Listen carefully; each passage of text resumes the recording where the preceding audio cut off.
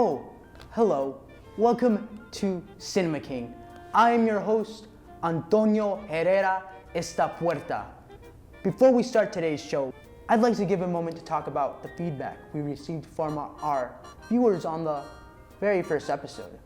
Now, I'm a man of the people who likes to own up to his mistakes. Many of you thought the delivery of the first episode of how I presented myself was sloppy, unimpressive, or just a letdown. First of all, I was under the weather last week, but I feel 100% just for you guys. Next, I took those criticisms to the heart and have put my whole staff on probation. With all of that out of the way, let's get on with the 3 movies that I will be reviewing today. Birds of Prey and the Something About Harley Quinn, or as it should have been called, Harley Quinn, had the feel of the Oscar-winning The Suicide Squad, but instead of looking like a hot topic, it felt like I walked into a Forever 21 and couldn't leave. The movie follows Margot Robbie as Harley Quinn, and well, I couldn't really tell you who else was in the film as the film was so focused on being unfocused with the rest of the cast. I couldn't tell you who was who. I only recognized Ewan McGregor as the Mask. The story begins when a kid steals something they shouldn't have. This leads the Mask and his henchmen to pursue the kid. Harley Quinn and the Birds of Prey must defend this child who simply cannot act or deliver a line properly to save her life. This film also lets Harley break free from the Joker's clutches and pave way for her own criminal empire. Also, no one really wanted to invite Leto back as interesting portrayal of the Joker on and off the camera. This film did indeed shine a light on the fact that we live in a society. Next up, The Invisible Man. And wow, may I say, The Invisible Man, its flaws were nowhere to be seen, just like the main antagonist himself. Elizabeth Moss's crazy ex-boyfriend has seemed to have killed himself, and now he sets out to ruin her life, driving her to the very edge. Also, I thought Johnny Depp was supposed to be in this, as it seemed like this was going to be the next installment of the Dark Universe that we've all been waiting for. I'm just sad to see that this movie focused on being a good movie, instead of having all those attached strings like the MCU.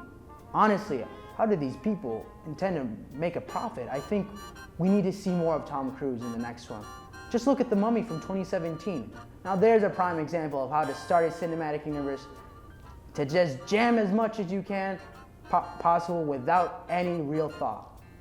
Overall, this movie was a thrill, and it made me think of what I would do if I was invisible. Nintendo comes out with its latest video game movie, Sonic the Hedgehog, based on the video game series Sonic the Hedgehog. Let me tell you, when the first movie trailer came out, I knew this film was going to be something when they used the rap song Gangsta's Paradise by Coolio. Perfect song choice to represent the colorful world of Sonic. Now this movie takes place in the fictional state of Montana. Well, it actually takes place in Sonic's homeworld in the beginning, and the movie tries to imply that he's an alien even though he looks just like an average Earth hedgehog. Anyways, Sonic, just like any video game nerd, is alone and just wants to make friends in this new world. He meets Tom, played by James Marsden, who I swear, this isn't the first time he's been the co-lead of a film that stars talking animals. Sonic and Tom get into some wacky shenanigans that catches the attention of the US government, as they hire Dr. Robotnik to capture Sonic. Robotnik is played by the guy who's always playing himself, Jim Carrey. His performance would have made 90s Jim Carrey ask himself, is he okay? So this whole film is essentially a cat and mouse game with Robotnik obsessing over Sonic's quills that contain the Speed Forces or something like that. Sonic and Tom eventually defeat Robotnik with the power of friendship. And some fan service happens at the end of the film and blah, blah, blah. I know what you guys really want. You guys want me to talk about Sonic's first design. God, that's just disgusting. But yes, this film gained so much more attention when that monstrosity was the first design of Sonic. I can't imagine a kid seeing that and being eager to watch this film when they have the chance of encountering that in their nightmare for the next month. As you can see, there were some hits and some kicks in the face for Hollywood this week. Alright, we're gonna take a quick commercial break, but stay tuned because when we come back, we'll have a chit chat and catch up with Clint Applebottom on the street.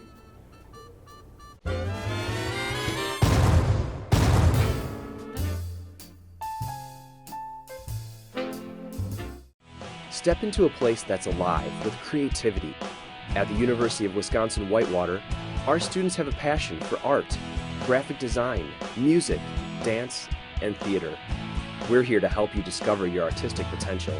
From classic techniques to modern innovations, UW-Whitewater is an outstanding place to learn your craft and prepare for your career. So bring your talents and imagination. Come be part of the Warhawk family. At the University Bookstore, we have an excellent selection of competitively priced books and classroom necessities for students. We have Warhawk gear ranging from athletic apparel to comfy sweatshirts the whole family can enjoy. The textbook rental service is also available for students to check out their required readings for class. You can also find and order books, apparel, and gift items from our online catalog, located at uwwhitewaterbookstore.com. The University Bookstore. We provide for your college experiences. The Department of Communication offers students the opportunity to explore the world through the faculty-led travel study program. The course consists of both in-class lecture and a 3-week travel component at the end of the semester. You have a life that is insanely busy. You don't have to give up so much time to do a 3-week travel study, and you can compact a lot in 3 weeks. The course is worth 3 credits and is open to all majors. The program features group travel with peers and faculty. I think the benefit of traveling in a group like the travel study is there's always somebody there to experience new things with you, and you always have new friends to gain. Travel Study offers a variety of travel destinations, including a trip to Ireland every other year. Develop new relationships, participate in enriching cultures, and experience personal growth while abroad. With the travel study, it was so great being able to go to places and really experience the value that they can give to our own culture and just to me as a person. For more information, please visit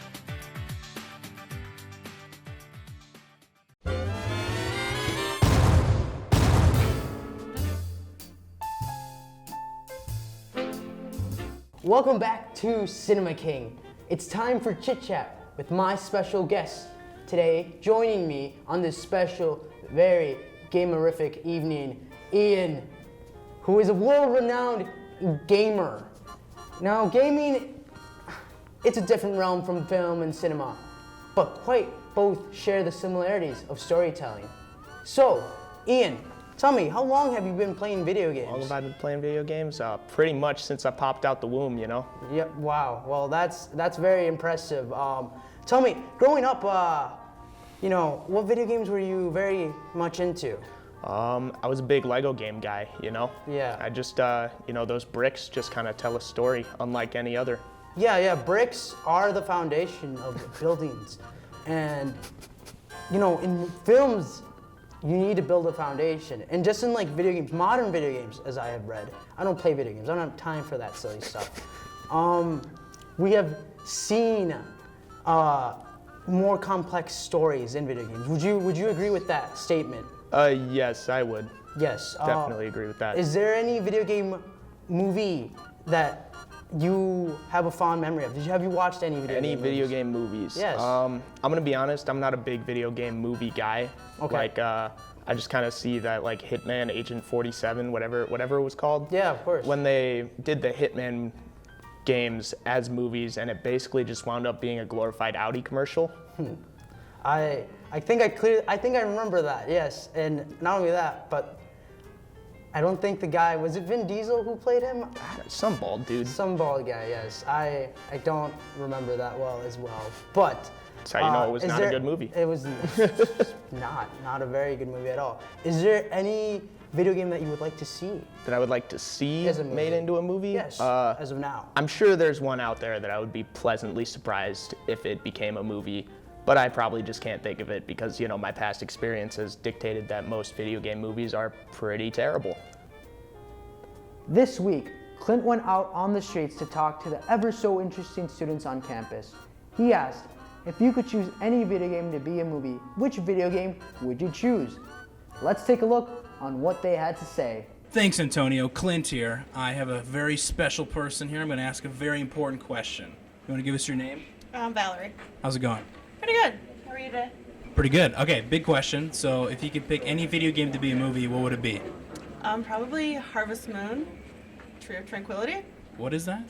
It's pretty much the farming simulation game where you go into like a town that's run down and you fall in love and build a farm. So you want to watch a movie where you're watching corn grow. That's your movie. That's your choice. My top two choices would be either the Halo franchise, which already has a movie, and the Witcher series, which already has a TV show. Then you can't choose those. Uncharted. Uncharted? Yeah. It's a good choice. Yeah, it's already pretty cinematic, and I don't know, I think it'd be a pretty easy jump to make. You do know Indiana Jones is already out there, right? It's the same thing. I mean, yes, but also no. Also, your wish has already come true. There's already an Uncharted movie coming out. I think I heard about that, actually. With Tom Holland being like a younger Nathan Drake. Wow, seems like you had lots of fun, Clint. Well, that's all the time we have today. Thank you for spending this evening with me. Not like you had anything better to do. In our next edition of Cinema King, we will take a look at Disney's newest animated feature that has the potential to be remade in the next 10 years into live action. It's Onward, so make sure not to miss the #1 show on UWW-TV. Good night, everyone.